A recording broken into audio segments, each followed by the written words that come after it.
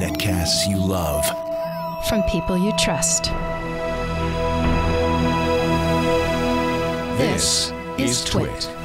Bandwidth for Android App Arena is provided by CacheFly at CACHEFLY.com.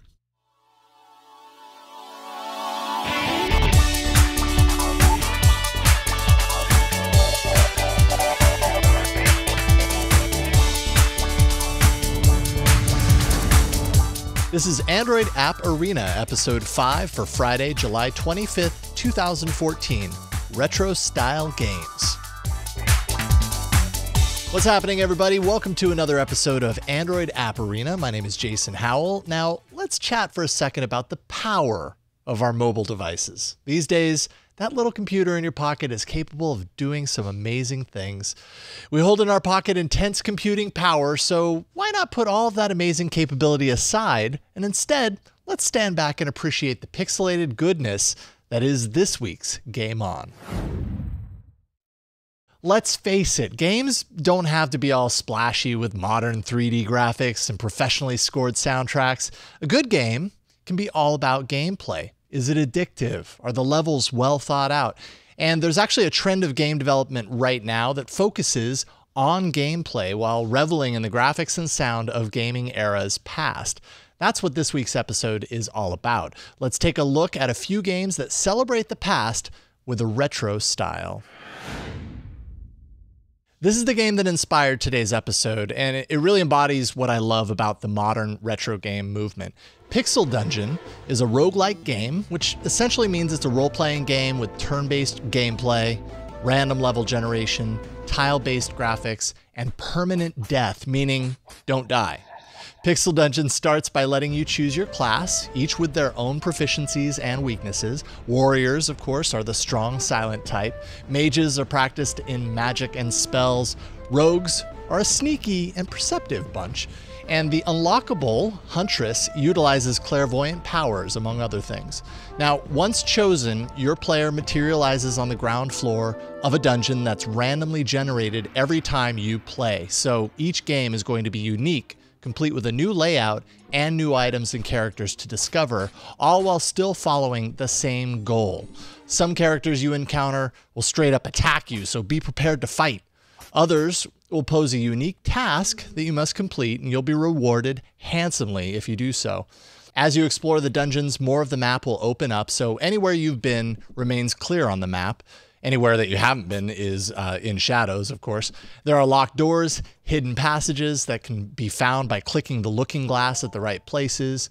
There are grassy patches with hidden items within, and even booby traps that will do things like release toxic gas and just plain stab you with arrows if you step on them. Don't let your character get low on energy or starve to death. And thankfully, you have a knapsack that holds a ton of items that you find along the way. Some of them, like this food, will restore your health. Other items are a mystery that can only be solved by experimentation. And as you descend deeper and deeper into the dungeon, the battles become more difficult, the challenges more risky, and there's always the looming reality that no matter how awesome you think you are, if you die for good, and you must start all over again.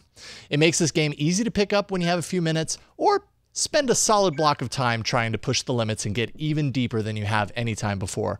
There's 25 levels to conquer, and you're going to need to upgrade your weaponry and skills along the way to make it happen. But beware, you will die.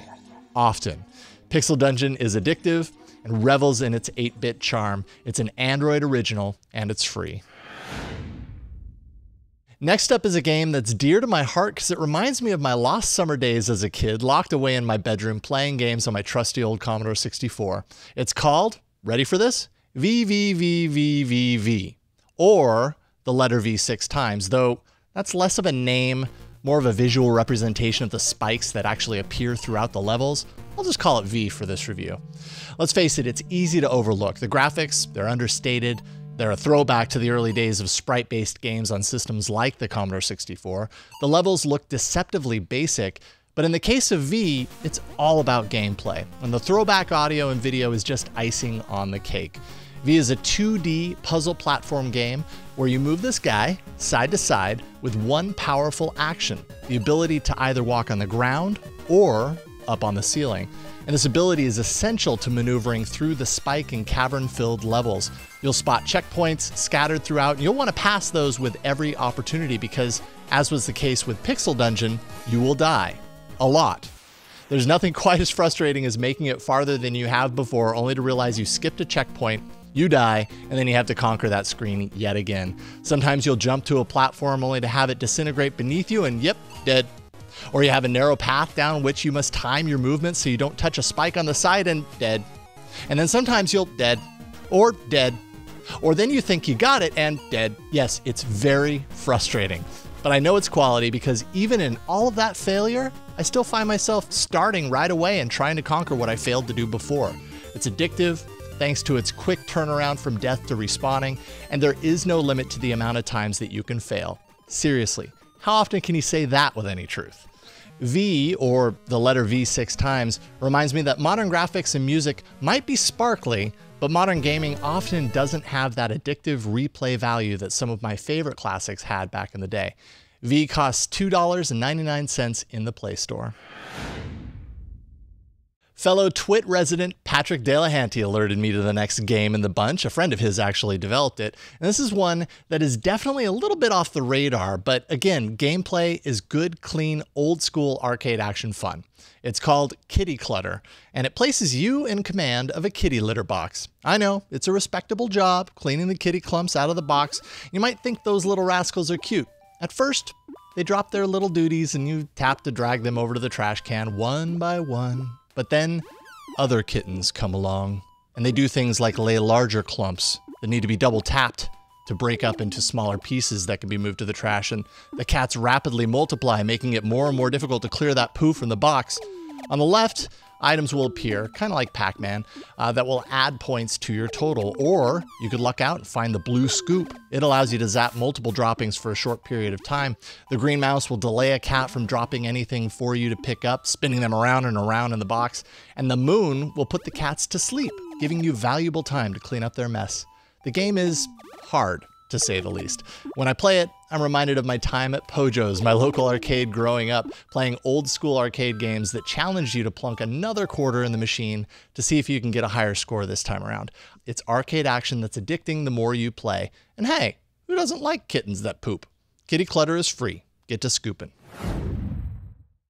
What's hot to trot this week actually fits the overall theme of the episode, so why not make it all about gaming today? This one is all about 8-bit beards and chopping wood. It's called Timberman, and it's an old school arcade game with a super simple premise. You are a dude with a doodly beard and lumberjack attire, armed with an axe, and before you stands the tallest tree imaginable. You can either chop from the left or right side of the tree, and you'll want to trade sides if the branches come near you, otherwise that branch will quite literally bury you, complete with a tombstone reading RIP. Hand-eye coordination is essential here, and yes, this game is quickly very frustrating, but thankfully, with Google Plus sign-in, you have even more motivation to play again so you can beat your friends in your quest to chop down the world's tallest tree. With variable environments and unlockable Timbermen, it's one of those games that can be easily grasped and kills time when you're sitting in the waiting room or something like that, but excelling at the game is going to drive you a little crazy. That doesn't mean you won't want to play again. Old school arcade action, that's Timberman for free with the option to remove ads for $1 measly. All right, folks, that's it. Thank you so much for watching this gaming-centric episode of Android App Arena. This show is meant to be a resource to you, but it also doesn't happen without your input. So please share your tips, your ideas for great apps for me to showcase on the show by emailing us at arena@twit.tv. There's also our subreddit, androidapparena.reddit.com. That's the place where you can add your favorite apps to particular categories that I'm working on featuring in an upcoming episode. You can add your favorites, you can upvote the ones that you agree with, and it's just a handy resource for you. It's super helpful to me for this show.